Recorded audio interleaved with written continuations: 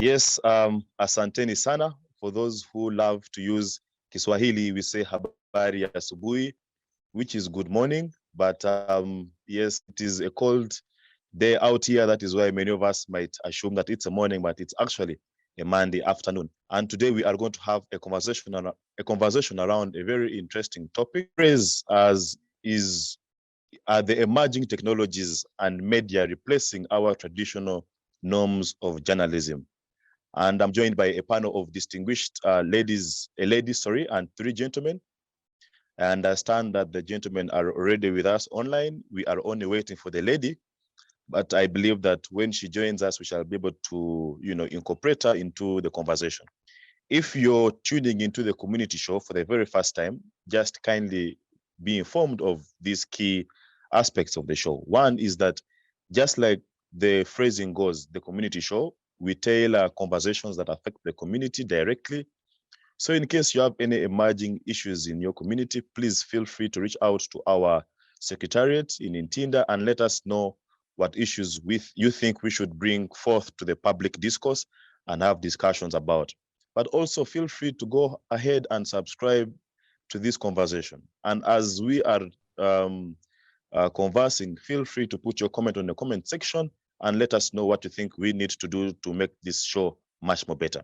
But without further ado, let us go straight to the elephant in the room. And let me start by first and foremost introducing the panelists who have spared the time to be with us today. And I shall introduce them and ask them to maybe speak more about themselves, just in case I have forgotten anything. The first panelist who has joined us is Comrade Mr. Baluku Alex. Alex is a science and water journalist and the founder of RwenzoriDaily.com. Alex, you're most welcome. Feel free to say hello to our viewers on this very beautiful afternoon. Hello, dear viewers. As my brother, Comrade Kidega, has introduced to me, Alex Baluku. I'm a science journalist.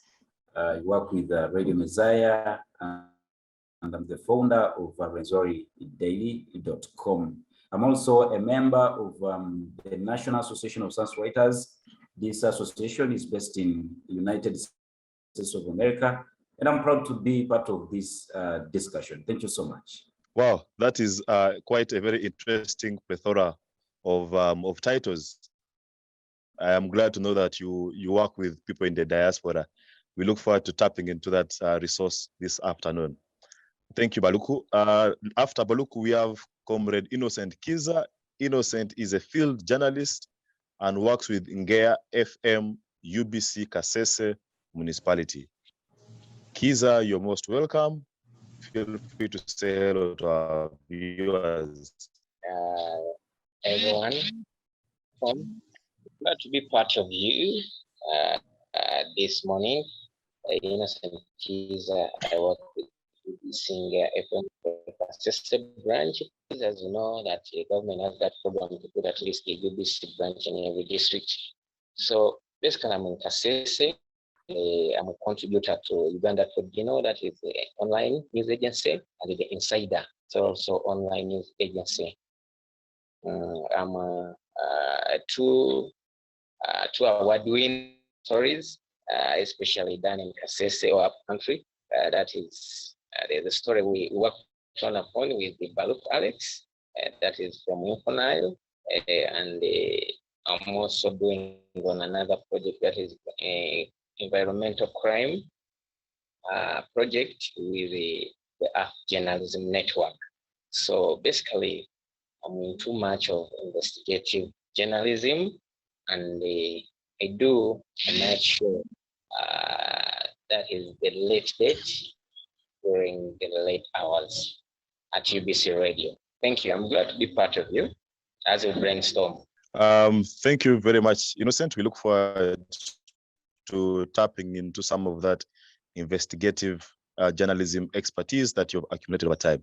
The third and not the last is Mr. Musinguzi Goodluck Ronald. Mr. Musinguzi is the managing director of Kigezi News Agency Limited. And also he says that he is among the first journalists to embrace online media. Mr. Goodluck, you're most welcome to this conversation. Kindly turn on your microphone and video and say hello to our viewers. I'm called Goodluck Musinguzi Ronald. I come from Kabale. Been in the media for over 20 years. I started working with a local newspaper and later on a monitor. Actually, I was among the first also who started what we know now as KFM. That was Monitor Radio. He was reporting about the Chiwete, the issues and all that, and the subsequent elections in Kanungu and all that. As we were working with the traditional media, at some point it started becoming clear that the computer was becoming now a tool, a computer and a phone. Yes. Actually, the number I'm using was bought by Monitor for me around 99, 2000. That's why it's a 772. So eventually they started saying there is something that is going to come that we are going to compete with. And at the time, it was a bit difficult to understand what it was going to be. But later on, it turns out to be the internet, how you were required now to type a story. Because I remember the first times we used a fax. We used to use faxes to send our stories. Then later on, I would write a story and then read it on phone for people in Kampala. So as we went on, later on, I joined the Uganda radio network. I was given all these gadgets, a laptop, a phone. So we started sending stories. But also later on, the real social media starts coming in. Facebook, Twitter, and all that. So I was given a privilege. I remember covering what is now has again started in Eastern DRC. M23 was trying to topple the government of Congo. I was there. So now I started, if I could not send the story directly, maybe I could put it on some of these social media handles. And later on, I was given an opportunity to go and study about this in South Africa, Cairo and Nairobi, to see how others. Actually, I went to Cairo at the time when the Arab Spring had just overthrown Mubarak. We were trying also to see how social media was being used in governance. So then when I was in South Africa, that's when I started Kigezi News. I didn't know we were asked to start a project. So I was in my room, I said, I come from Kigezi, let me do this. I thought it was going to stop in class. But over the years, that's what eventually became my workstation. That's what I do. And I've had an opportunity to work with people like Baluku, to work on some stories here and there.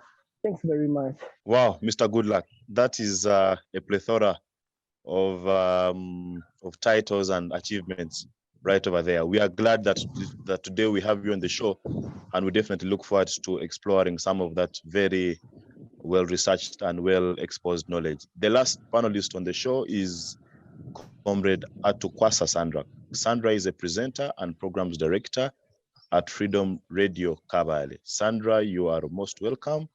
Kindly turn on your video and audio and say hello to our viewers. And maybe also introduce yourself further. Yes, hello everyone. Thank you, Comrade Kidega. My name is Sandra Atukwatse, just like you introduced me before. And right now I'm in Kabale. I am a presenter, I am a programs director, and I am so glad to be part of this. When I was sent messages and asked whether I was willing to be part of this. I was like, hey, wait, I have all the time. Please add me to this. So I am so glad. I see we have award winners. I see well-traveled people here, and as much as I know we are here to learn and share some of the knowledge we have, I am really willing to learn from you guys. And I hope you'll also learn something from me. Yeah, I think if there is anyone to learn from today's conversation, it is me, because I am in so many ways very green about the whole area of journalism. So I look forward to really learning from all of you, but also our viewers, I'm sure, are quite very excited, having known your respective backgrounds and CVs. And good luck, Musinguzi. I want to give you the opportunity to give us a background, because you already started doing so in your initial introduction. And I think it's only fair, for purposes of continuity, that I allow you just, fully give us that background of how do we find ourselves as a global village, moving from the traditional media of newspapers and of, magazines, to now everything being accessed online through Twitter, WhatsApp. So in your own view, could you just help us, give us how we find ourselves in what many people have called the industrial revolution, or just that background, and I will pick everyone else regarding how we find ourselves transiting from the traditional media to what we now call the social media and all these other digital platforms. So I'll begin with Mr. Goodluck, then I will go to Sandra, then I will go to Baluku, then Innocent. Just in your own words, a background of where we find ourselves today. Yes, Goodluck. The floor is yours. Yes, thank you very much. Conversation in the newsrooms, especially monitor a conversation. I'm on. Comrade Kidega. Am I on? Yes, we can hear you. Please go ahead. Yes.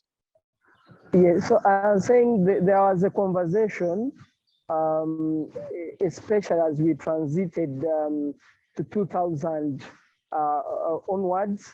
There was a conversation in the newsrooms, and where I attended the conversation was in Monitor, New Vision, and Uganda Radio Network. Everyone was seeing something happening. It was already happening in other lands like US, Europe. Social media was coming. So traditional media started planning ahead. And I've always seen people who say social media has overtaken traditional media. And because I don't have, maybe I'm not in those spaces, but I can tell you, people saw it come, they planned for it. And that's why, like, I thank New Vision, which was able to send me to South Africa to do a course around that. When this was coming, there was fear in the newsrooms. People were used to printing newspapers, being on radio. Even up to date, radio still is like 70 or 80%. But the question was, how were they going to tackle this? Social media. Some different media houses started sending out different reporters, depending on the strength of those people, either join class or join workshops to start learning about this. I can say this last election was close to what social media is, that we now saw social media now enter the elections. But if we go backwards a little bit, those who remember Barack Obama, I think 2008, was able to use social media when he started fundraising using social media, and he started getting the little, what they are calling the small notes, 5 denominations of dollars, 10, and he was able to achieve much. So we started now seeing social media being a tool of fundraising. Then later on, now social media has taken as break. So the journalists who thought that they were anchoring, they were the ones to keep setting the agenda. It came out that now everybody was going to be part of this, what we call the citizen journalism. So that's how we ended up, in all this. But I can tell you, traditional media is still using it. I know I wouldn't want to speak the numbers in terms of revenue, but I know Monitor, I know NTV, I know New Vision or the Vision Group, and more recent NBS. They are earning a lot of money through social media. So how do we embrace this? So when writing, I was based in Kabale, I started having issues, even on radio. So I said, what am I waiting for? I continued with my Kigezi news on Facebook, because Facebook now was giving us an opportunity to publish. Now, because now I could not, even up to today, I don't think I can start a radio station. I don't think I can open a newspaper. But now social media was giving us this space to start publishing.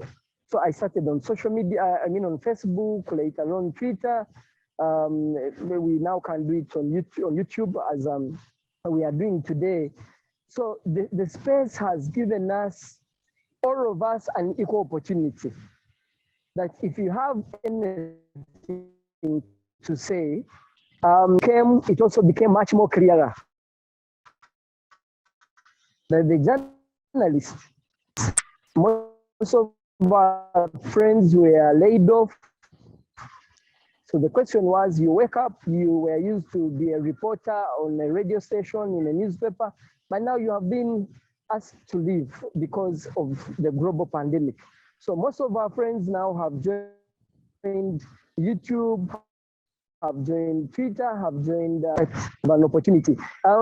Lastly, on this, what I can say is that my only disappointment is that while social media has given us, and when you look at the past and do this, I think it also can be able to know that in the story you must look at all this, what is required of traditional media, of waiting a little bit not to.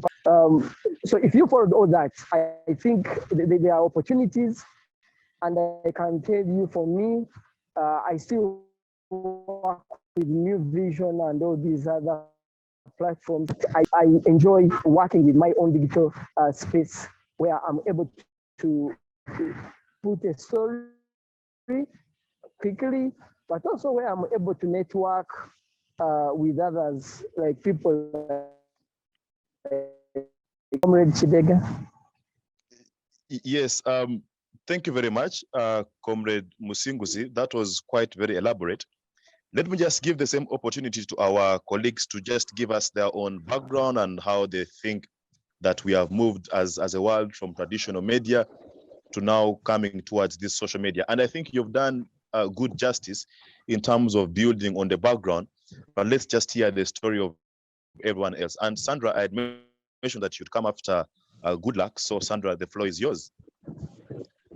Well, thank you, Comrade Kidega. The real question here is online media replacing traditional journalism?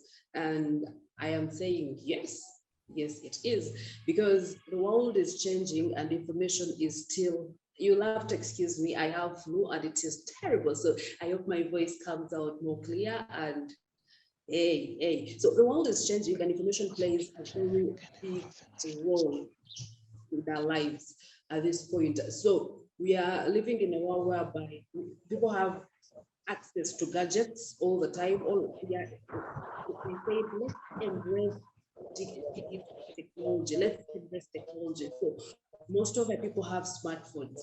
Most of people have access to the internet. They have access to Innocent Kiiza, let's just pick it up from where Sandra had stopped. Comrade Goodluck gave us, a very good background. Let me just give you, Innocent Kiiza, also an opportunity to share with us your own story. Okay, thank you, Comrade. For me, what I can say, this social media, we as journalists, especially in our country, we could face challenges whereby you need to link up with someone, maybe in Kampala, maybe you need to link up with someone, an official in an office, but this social media has enabled it to be so easy Like you can even publish a story quoting someone's Twitter, especially when you cross check, like what we call the fact checking. You cross check, this the official Twitter, the official account, this the, so that you can publish something which is attributed to fashion. Like social media, we could suffer. Like you bring a story and you find out that your story, they are not going to publish it, or it has not been, because the editor is having an interest or conflict of interest with the source. And you find out that your story, they just throw it in your trash. But now with social media, you go on, you go on, even though the editor does not publish it officially, maybe on the radio, maybe in the newspaper, but you publish it on your account. Eh?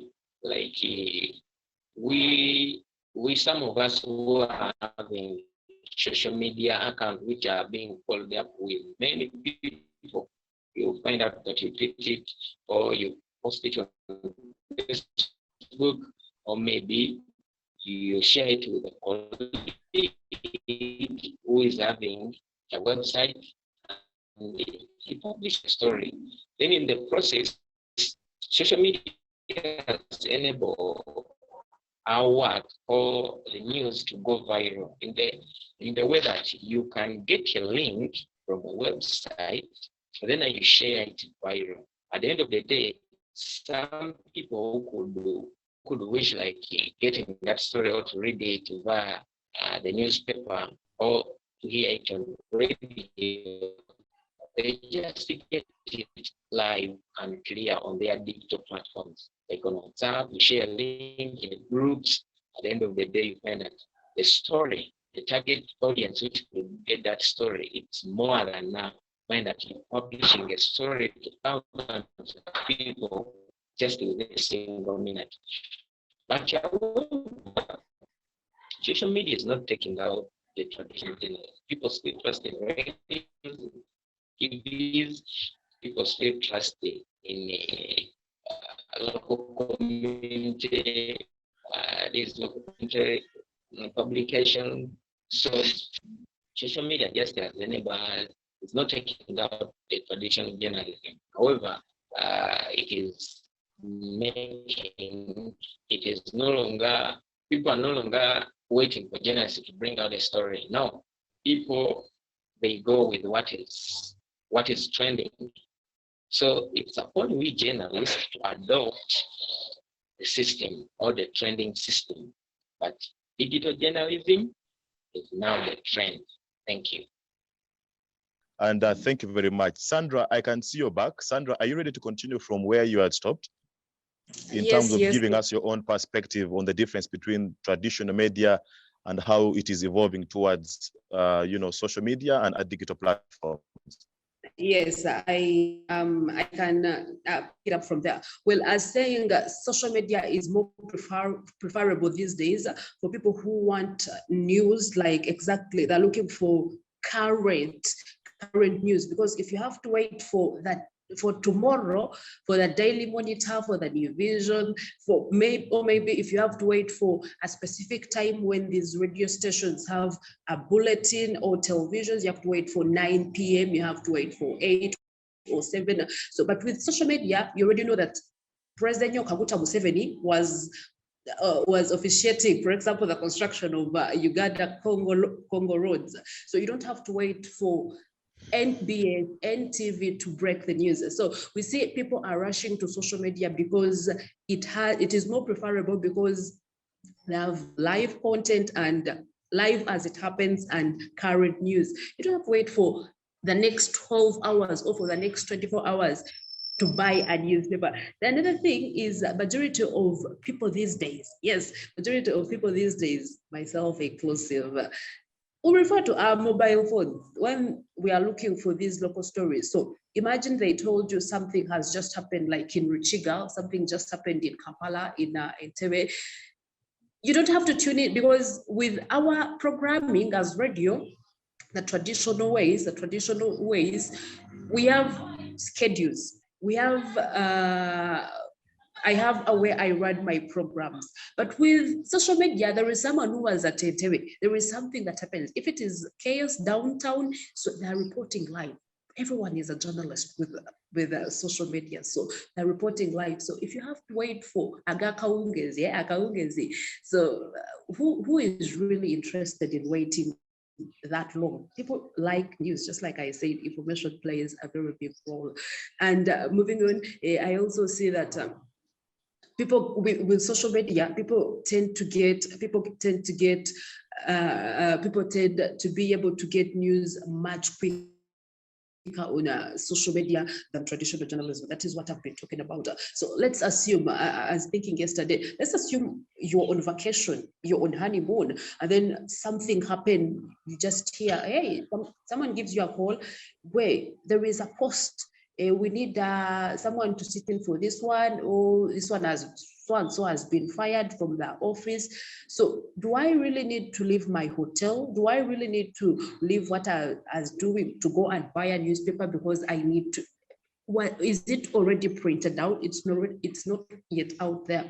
But the easiest way of being informed is reaching my pockets, reaching my phone, turning on the data, and yes, you ask Google or you go to social media, you type in a few words, so and so has been fired, so and so, there is stuff like that, and you have it right there. So people tend to be able to get news much quicker, that is on social media, than traditional journalism. And these days, yes, these days with online media, everyone seems to have a voice. I see this as it happens, I report it. Just like my friend previously said, you don't have to wait. You're submitting a story, you don't have to wait for your editor to go through and be like, oh, I approve this one. Oh, or they trash your story. So these days with online media, everyone seems to have a voice. There is an accident that has just happened, I will just type in. A thief has stolen a phone here, I'll just type it in there. We saw here in Kampala, the former RCC of Kampala, where street preachers, the guys with kiosks, hawkers were being chased on streets. We saw live feeds on Twitter, we saw live feeds on YouTube. So by the time the Agakaunges comes up, I've already seen it.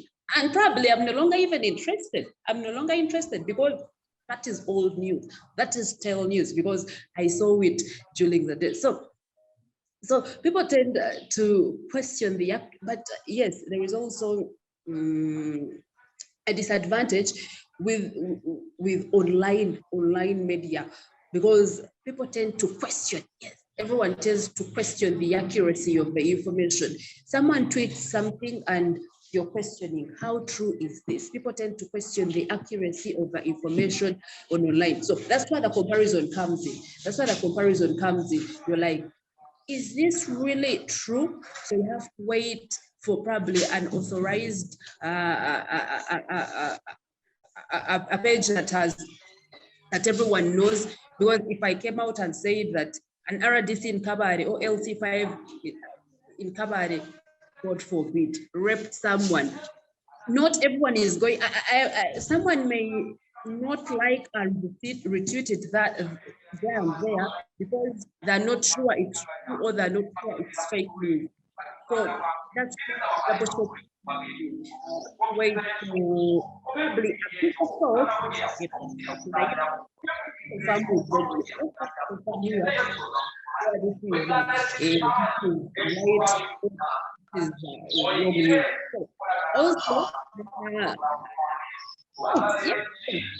saying online. I don't know why the noise is happening, but I'm being disrupted.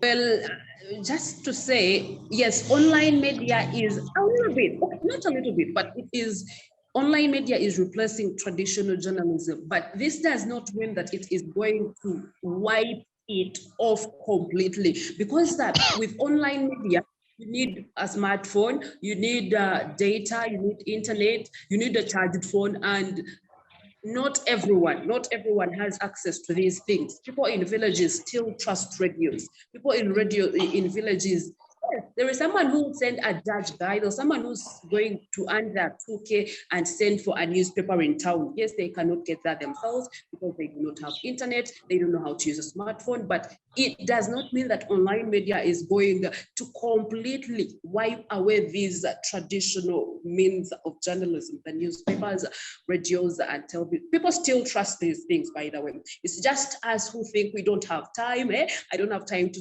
tune into TV. I don't have time to sit there and watch all these things. I just saw it as it was unfolding on live Twitter or live YouTube. So information I got from Ivy Panda, it says that 45% of Americans, they refer to the phones, that is when looking for news. And I just thought about me. For your information, I do not watch TV at home.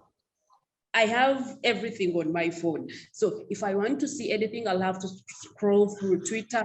I know what I want. If I'm going in for my radio show presentation, all I have to do is look through Twitter. Unless there is a live event being covered or ongoing on television. So I just want us to agree that probably 60, I'm not giving it a 50-50. Yes, online media is slowly and replacing traditional journalism. Probably later, at some point, we are going to look at, does it have disadvantages? Okay, if online media replaces traditional journalism, where do we, yes, we are getting unemployed. Do we have disadvantages? Probably at some point, we are also going to talk about this. Thank you so much, Comrade Kidega. That's all I have for now. Yeah, thank you, Sandra. By all means, we shall be able to cross-examine the advantages and disadvantages at a much more later stage. But for now, let's just hear everyone is maybe opening views and opening remarks. And Baluku, Alex, you have the final opportunity to give us your own perception about the transition that we are seeing from, traditional media to now digital platforms. Yeah, thank you, my brother Kidega, and all those that have spoken out their views about the subject, online media replacing traditional journalism.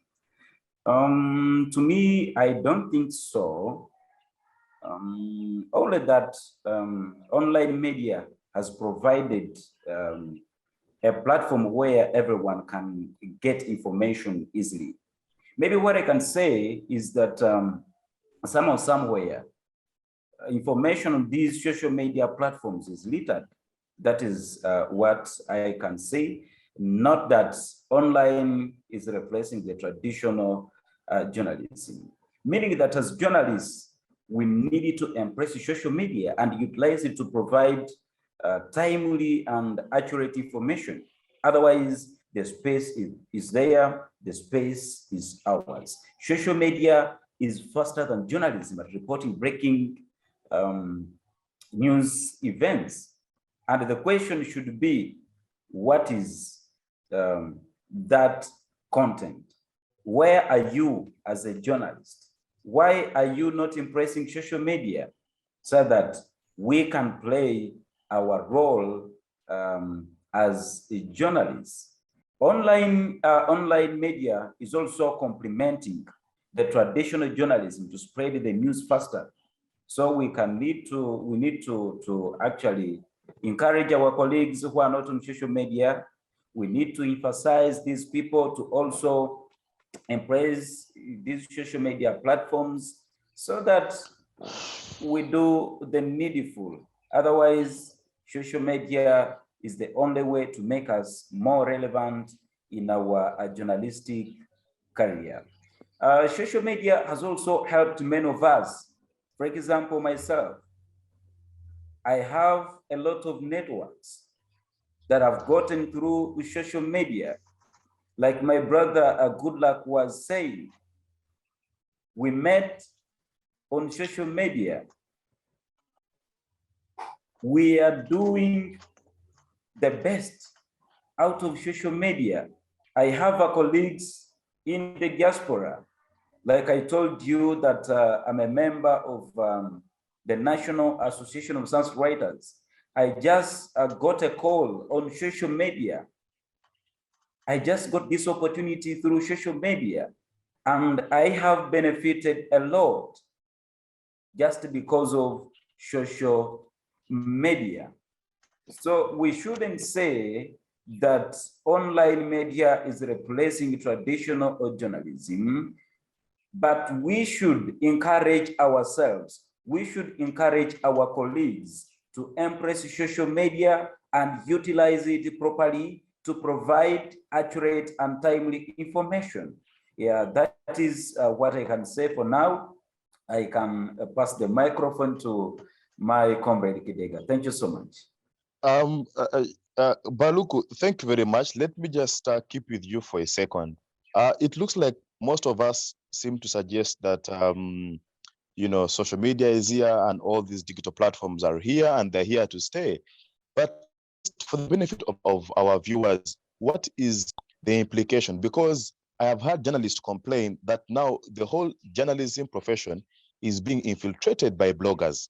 And whereas it is good for news to be timely, when something happens in DRC Congo, a tweet is made instantly and then the whole world gets to know about it.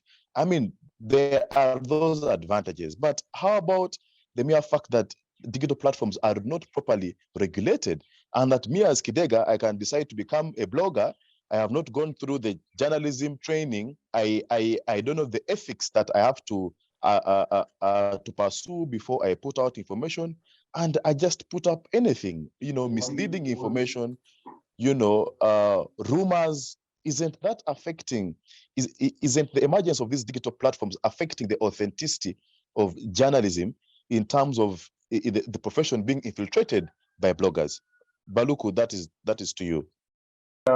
Thank you, Brother Kidega. Like I said at the start, I said that online media has provided a platform where people can get information easily.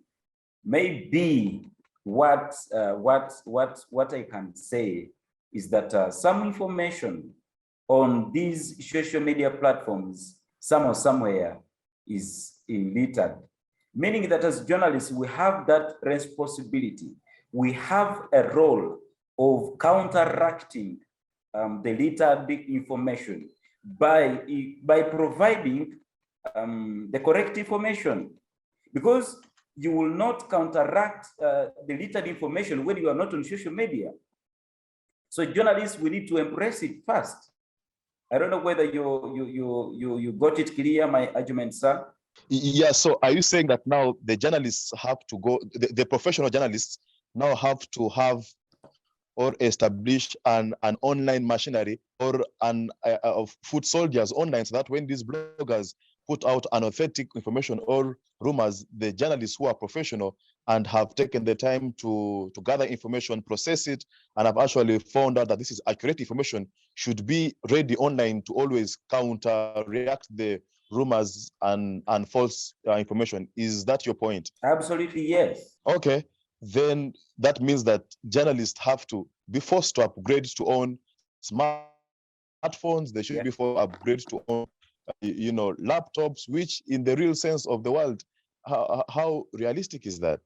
We shall examine that along the way. Let me pick up on the mind of Mr. Goodluck. Goodluck, you said that you were among the first young people to embrace social media or digital platforms as a means of doing your journalism work and things like that. Maybe for the benefit of our viewers, could you help us assess the economic implication? Have these media companies, have these telecommunication companies, have their profits depreciated with the emergence of technology and emergence of digital platforms? Because now I know that someone does not have to go to Chikubo to buy a newspaper. They simply get onto their WhatsApp and then they have all the information. Okay, so how are these organizations or media companies compensating for the money that they were making out of selling hard copy magazines, hard copy, newspapers? What financial compensation are media houses thinking about innovating as a means of, filling up that financial void? Because I know now there is something called e-paper, where you can maybe digitally pay for and paper online. So maybe just, shed some light into that, Mr. Goodluck. Thank you very much. let me say this, social media is a business. And I don't know most of our colleagues out there who are using these platforms, whether they know that. And I've heard Kiiza say, yes, we have very many people. When you read more about these companies, they give you 10%. So for example, if you have 1,000 people following you, when you post something, only 100 people will see it.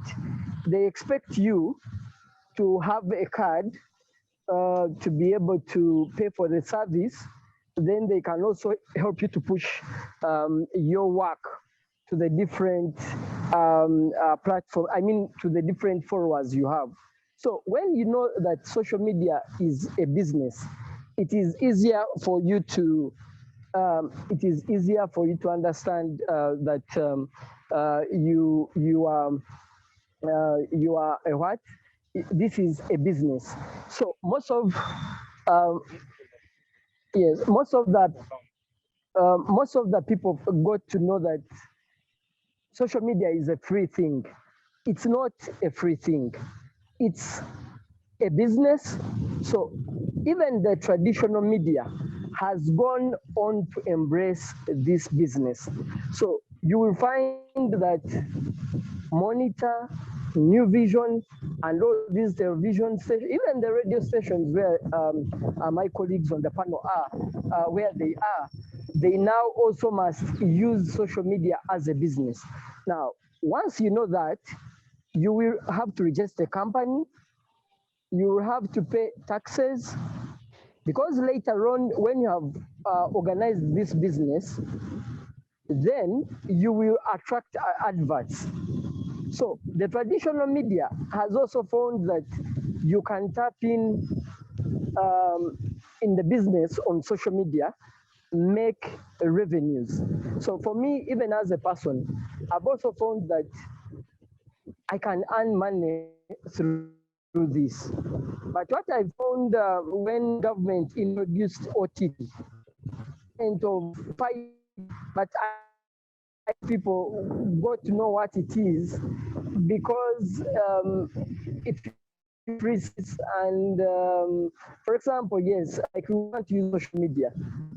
You can't log in without paying for data. You have to go buy data, you have to buy a phone, as we said, buy a laptop in order for you to use this. So the element of tax, when it comes in, for me as a person who is using social media for business, I must also pay taxes, because the rules are clear. If you want an advert from an organization, from government, or from those who pay taxes, the first thing they'll ask you, is your company registered? Do you have a TIN number? Are you with PPDA? Do you pay local tax to any local government? Then from there you shall be able. So when we look at it as a business, and for me, I've found peace, because I use this as business, and I also for sure know that the traditional media has also joined that space, and they are earning money. Thanks, Kidega. Okay. Well, thank you very much, Mr. Goodluck. That was quite good. Let me come to you, Sandra, once again. You equally seem to subscribe to the thought that, I mean, social media is here, and we have to embrace it. But let's speak to the aspect of regulation. It looks like it is such a free space, and it is not effectively regulated. I know for sure that institutions like Uganda Communications Commission, institutions like the Ministry of ICT have government mandate to regulate some of these social media platforms. But it looks like they are not doing so much in terms of achieving the regulations in this particular sector. Because for example, there was a case before the Commission of Parliament regarding the issue of the Honorable Zake, and UCC, which is a regulating body, came out to say that we cannot trace where this tweet came from. So we cannot justify clearly whether it came from the Honorable Zake or it came from someone else. So it looks like the area, the sector is not well regulated. And even when our comrades are saying that we must, distinguish between bloggers and authentic journalists, it looks like the infrastructure that our country has is still not sufficient to effectively regulate this blossoming and this growing sector of digital platforms. So my question, just to be direct to you, is that do you think institutions like the Uganda Communications Commission have the capacity to regulate social media and digital platforms that are now being used to espouse or extend journalism? Yes, thank you, Comrade Kidega. Just like I said, we are talking about online media replacing traditional journalism, and these outlets, radio, the traditional journalism, medias like television, radio, newspapers, magazines, and the online medias, media like social media, Twitter, Facebook, YouTube, etc., etc. These outlets are all regulated by the media law and the press ethics. So that all lies under the UCC.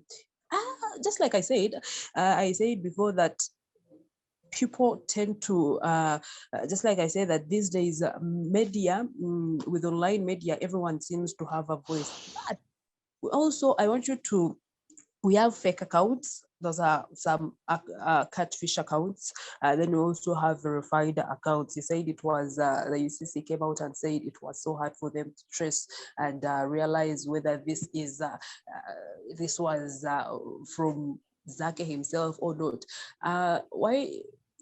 In an era whereby we have social media handlers, we have a big person who does not tweet for himself, we have a big person who has someone else tweeting for him. Let's take a brief look at when the first son tweeted that he wanted to resign. It came out on social media, but most of us believed it was him because we have usually seen the kind of tweets he puts out. But then within less than 24 hours, they come out and say that wasn't him. It was his media assistant. And then you wonder, you're like, is this real? So I think the UCC, I think the regulatory body should come out and probably come out with a detailed way. Yeah, probably they did not look at, initially they looked at social media as a platform for communication between two people. Hey, how are you? Hey, so I think they underestimated it. They didn't know it would catch up very fast and take over these things. But now that most people rely on social media, now that most people rely on online media for information, we are looking at accurate news. We are looking at facts. People need factual information. So if we are to avoid fake news, I think the UCC should come up with something and say, wait, if you are to post anything news related, but here I said everyone seems to have a voice, make sure it is factual. Then how do we prevent these catfish accounts? If you go to, if you are looking for like Daily Monitor on Twitter, they are going to come like 3 accounts owned by Daily Monitor, but it is only someone who is woke enough to realize that this account with a verified, with a tick, this is the official account, Twitter account for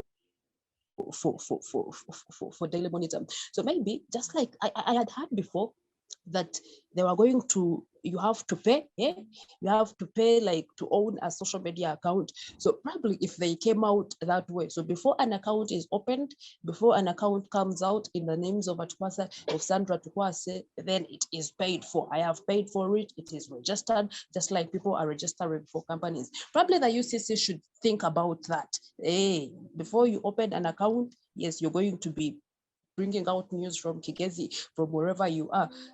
Let it be registered so that we can easily trace, because I have the capacity of opening more than 4 accounts on Twitter.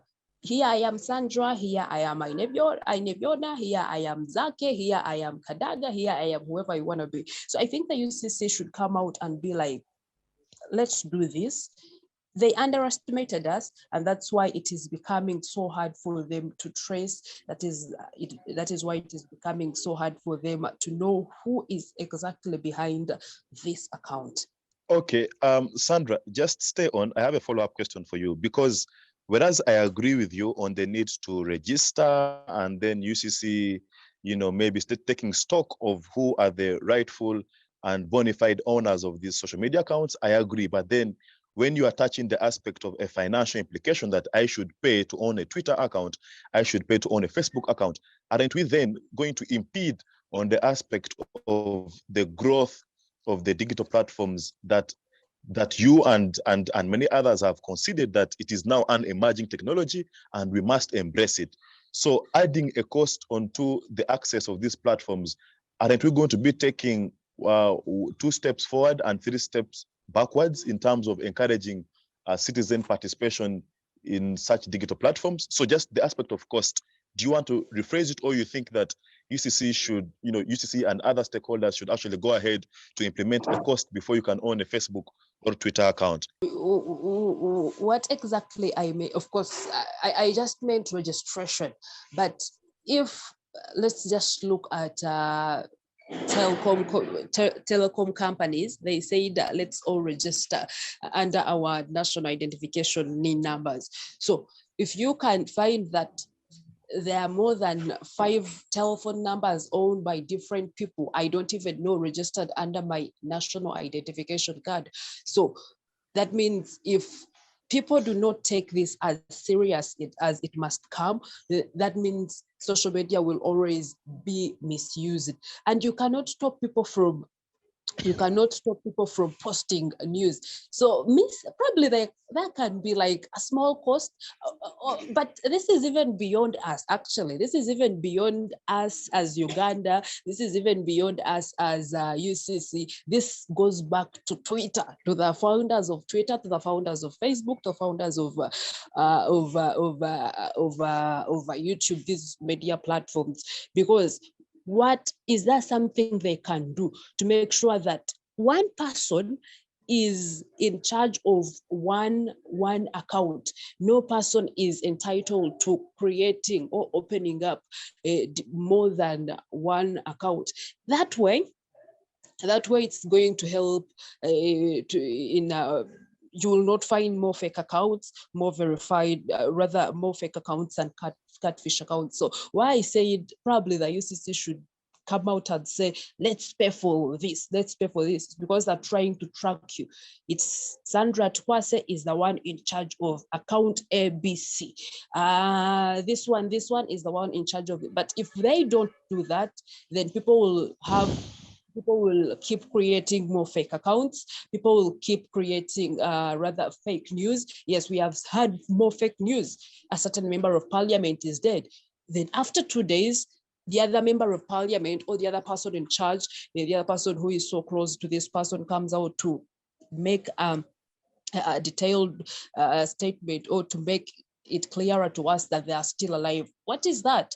If there is no regulation, and just like I said, the UCC has to do something. They cannot keep up saying, because they cannot always come saying, we are going to trace you. I just saw of recent, the police spokesperson, Fred Nanga, say that those people coming out with speculations about the death of the late Jacob Olaya, we are going to trace you and you're going to find you that week after his burial. But what can be done? The UCC already says, we are going to find you. These media platforms are regulated, but really are they? So just like I said, maybe if we pay, you know, that they know this account is owned by Sandra, but that means that is like saying we are, just like they said OTT was necessary, then before we know it was cropped off. So this is just but the UCC needs to do better. They need to do better at regulating these media platforms.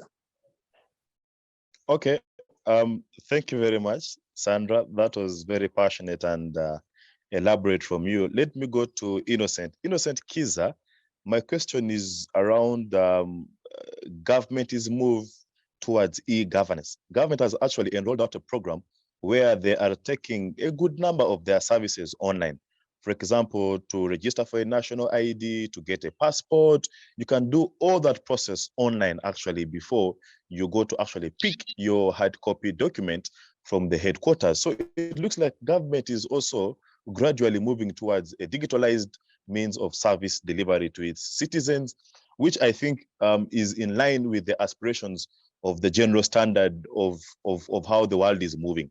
But then my question is that, do you think the citizens of Uganda are actually ready to benefit from government services that are going online? What is the level of internet penetration in Uganda? How many Ugandans actually have access to smartphones, in that if government now decides to take its services like passport registration, national ID registration, or maybe paying taxes like OTT, and if government is moving towards online, is the infrastructure, are the people actually ready to take advantage of this very good initiative? Or you think that issues around internet penetration are still lacking, issues around affordability of these smartphones, issues around telecommunication connections, still being weak, signals still being weak in some rural areas of the country? So speak to the relationship between government moving towards e-governance and then the ability of citizens to actually cope up and move at the same pace. Okay, thank you, comrade. Honestly, on that issue, I think the government needs a lot to do. Like, if these services are accessible by everyone. For example, let me give you, like the case area could be Kasese. Let me give you like Kasese as the case area. I went recently to the district headquarters. My aim was to find out how many like the population census now in Kasese district, how many people are we? I discovered now in Kasese we are like 2.5. That is the population in Kasese district.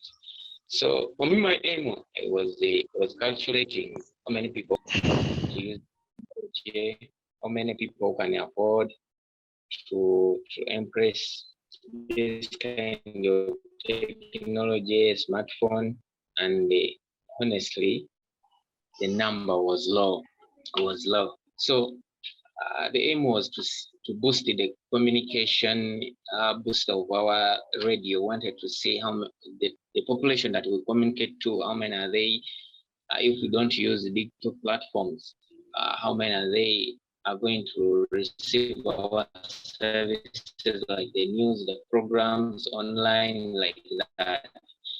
We discovered that we need to go digging. Right now, the radio is now tapped on the main website, that is on the UBC main website in Kabale.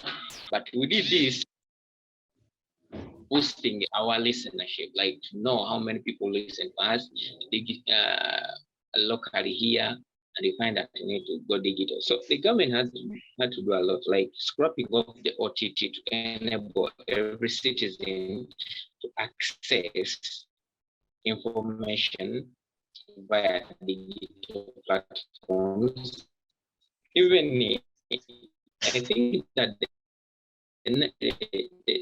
the government need to bring on more investors, like to go into innovation, more investors, like to boost innovation, like guys to make cheap smartphones. Because let me tell you honestly, a good smartphone now costs it starts at 6 smartphones. If there are people who are still living on 1 meal a day, and that is it, they wait for another day. So how many people can afford now the smartphone? So I think the government needs to bring more investors. Like there's a new Uganda made on body or king, see their phones, they sample them from here, they are making them from here. So if such investors continue to come, then a local or a person is not who is still living under poverty line can be able to afford at least a smartphone. Then even improving to ensure that these investors into communication business, they can go far away, even in rural areas, so that their network systems are clear. But let me give you, for example, now hard to reach districts in Kasese. You know that you go to places where there's no network? There is no network completely. You can't even call, you can't even tap on your data, you can't even communicate unless when you are back in a place where the network is. So the government has to encourage these guys in the communication system at least to reach far away in hard areas, in the way that they need to improve the road construction system to reach those far places. And then another thing, to make it free, let someone on free basis. At this time, these ways of taxing or cheating, what, it's too expensive for the down person there. But so the government, if they are making all the services e-digital, if they can't do these things, if they can't improve, if they can't bring more investors come and invest in making phones cheap, if they can't improve the people, they can't give liberty to people, they can't improve on road construction so that people in the communication industry, they cannot protect their booster, their mlungoti too far away, and in the process, the internet cafe, there is 2 companies who are doing that, registering people. If you want to access services online, you go there and they charge you a lot because you are green about it, and they do all this stuff on online because for you they get advantage of you because you are green about it, and guys are making a lot of money, by people are green. Even to access, if you lost your national ID, you can process it online.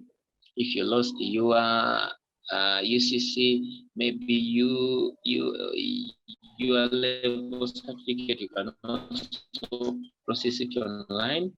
So many guys are having a lot of money because people are green. So to remove this limitation, the government has to work on these points that I have noted down. They have to encourage more innovators to come into the country and improve on industrialization. They have to open up roads in rich areas so that people. All right. I think we lost you towards the end, but thank you very much. Comrades, we are moving towards the end of this show. We have about 20 minutes to go. So I am just going to request each and every one of you in the order of, I'll begin with Goodluck, I'll go to Sandra, I'll go to Baluku, then I will conclude with Innocent. So just 2 things from me. One is I need you to comment about the legal framework that is regulating the entire, media platform. Things like the Computer Misuse Act, things like the freedom of speech, and any other regulation that there is that regulates this whole social media and digital platform. So just your comment on that, then also you give us your concluding remarks, maybe in terms of a way forward or what do you think government needs to do so that the transition from traditional media to these digital platforms does not take a toll on some of the benefits that we were enjoying from traditional media. So those 2 things, your comment on the legal framework that there exists in the country around digital platforms, then your concluding remarks. So I'll give each and every one of you 2 minutes to do that. So Musinguzi, you're first, Sandra, Baluku, then Kiiza Innocent. So Musinguzi right away. Musinguzi, please thank you very unmute. much. I have unmuted. I hope you are listening to me. The legal framework has no the framework for me. As I said, I don't find any problem with it because there is a judgment that I can't remember very well, but they talk about when you use social media, when you like, when you retweet, when you share, when you publish, when you post, you have published. So when I'm going to write whatever I'm going to write on social media, can I have a responsibility? While I have my right to say whatever I want to say, how about the rights that come with it? I mean, the responsibility that comes with it. So for example, while I have a right to say anything, but do I have a right to declare anyone dead? Do I know what the implications when I say so and so has died, yet I don't have evidence? So for me, the other way around, I can say that our government or the state apparatus, and most especially this is to the police, when they are using some of these acts and provisions in the law, let them not use it to settle scores of the politics. For me, that's where I would have a problem. But for me, I call for a responsible use of social media. And as I've said, yes, we have rights, but also let's have responsibilities so that we are able. Now, as I told you, I look at social media as a business. And therefore, I want to use all the legal framework that can promote a business so that I don't use some of these simple problems or problems that are there to curtail me. I would want to make sure I remove all the shackles and be able to benefit out of social media. The last one was on your recommendations. Yes, my recommendation way forward and last year's. Yes, my recommendation, most especially to the journalists, please embrace social media. Even our president at some point thought those who were using social media were only doing Rugambo. But it's until when he has seen that social media is the way to communicate. Even in the unfortunate death of our speaker, we saw him go on his Twitter handle, whatever he wrote, and I can tell you in the next few seconds or minutes, the whole conversation in the country had changed. So that means that if the traditional media and the citizens, if we use social media very well, if we use these spaces very well, we can improve our earning, but we can also make sure that whatever we are doing is seen. And to agree with Baruch and all the others who are talking about responsibility, is that also we can be the gatekeepers on social media, where we say we have investigated this, and we think this is the true version vis-a-vis the other one. Thank you very much for hosting us. I remain Musinguzi. Good luck, Ronald. Okay, thank you, Musinguzi. Sandra, the floor is yours. Yes, you asked us to talk about the legal framework. If I am to talk about the regulator, the regulatory system, yeah. Yes, Sandra, go ahead. Alex Baluku, as we wait for Sandra to come back, maybe you could be giving us your own words. Thank you, Kidega. As we wait for Sandra to come back, Mr. Kidega, I wouldn't love to,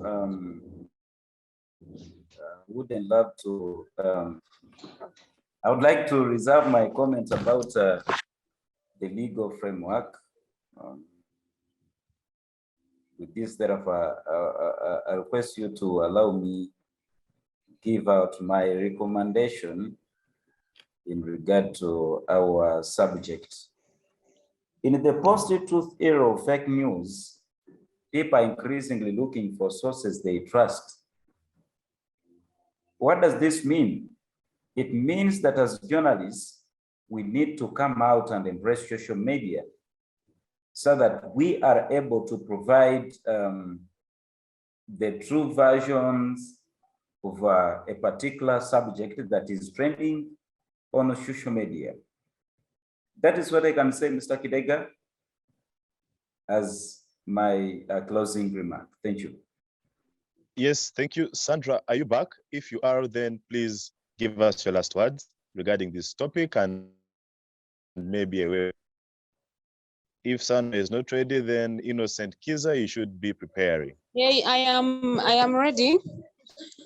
You had asked us to talk about the legal framework, and I was trying to say that I am not impressed at all with how the regulatory UCC, how the regulatory body is doing its work in line with the media and the online media. Now, I happen to know one of the media stations, radio stations here in Kabale, that one of its presenters was bad. He was stopped from going on air, and his shows were because of defamation, giving out fake news, fake content on his radio programs. But it was kind of like a suspension. Then he came back to the radio without a go ahead. Innocent Kiiza, the floor is yours. Okay. For me, honestly, on the legal framework, this computer misuse, it has created some limitation. However, it is trying to regulate which kind of information that some post. This gives us now, we as journalists, to know that before we publish anything, before you declare someone is, before you do a story, I mean, after someone declared someone that is dead, you need to have it back on your mind that is this whatever published, is it true? And this brings in a tool of fact checking, like as a media house, we need to build this kind of software. Is this picture the right picture, or someone did it on his Photoshop program to maybe to misinform people because of his or personal interest. So you as a journalist or you as a media house, are these tools of fact checking, we need to impress them before. You need to see, is this the true social media account of that person? Is this picture they are publishing, was it taken on that day, or it is a picture which was taken a long time and someone is just using it to mislead the people? So the way forward, I think as we journalists, we need to impress social media, not only for publication, but even to make business. Now, for example, I will give you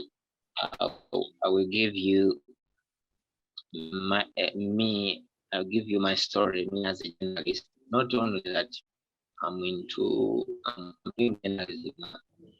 I'm doing journalism alone, but I do events. I have seen that you can use social media to market and you reach out to a lot of people. So we need to embrace social media to market our kind of business, like in the video business we do beside the journalism, to market the work we publish, to reach out to the clients, to reach out to the readers, to reach out to the country, to reach out to the responsible people. Because the story I did a story how the government is losing a lot of money in illegal animal trade. At the end of the day, I shared the link with the PR that is Mr. The PR for Wildlife Authority, Uganda Wildlife Authority. At the end of the day, they called me back when they impressed the aircraft, drone to be used in national game parks to track the poachers who are into this business. You see that the story I did locally here, but sharing it with someone responsible, they called me to tell me that they are now having new methods to fight this kind of crime. But this was the social media. So we journalists need to embrace social media in terms of business, in terms of marketing your work, in terms of reaching out to the people responsible. I submit this to you. All right. Thank you very much. I can see that Mr. Goodluck has left us, but just you know that this month the country continues to mourn the death of the untimely death of the Right Honorable Speaker of Parliament, and I'll just give you all just 30 seconds to tell us what legacy shall remain vividly in your mind regarding the late Right Honorable Speaker. So just Innocent, just to begin with you, then Baluku, then Sandra. Just in 30 seconds, what legacies shall you remember or shall you have in mind regarding the late Right Honorable Speaker? Just in 30 seconds. Okay. May his soul rest in peace. Bambi, for me, I remember about him. He was a guy who could stand by his words, and he transformed the parliament that he couldn't allow you to speak on, he couldn't allow any member of parliament to speak on the country issues without making or without facts. So this could do, for me, I saw it that before you stand to speak on national issues, you need to first make the research and to speak what is the reality. That is what I can remember about him. Okay, thank you very much. And yes, well, to our viewers and all the panelists, thank you very much for sparing the time to be with us on the community show of this week. We highly appreciate your effort and time. To the viewers, it's always a pleasure having you viewing our conversations, and we look forward to seeing you same time, same day next week. From me to you, bye-bye and have a lovely week. Thank you all.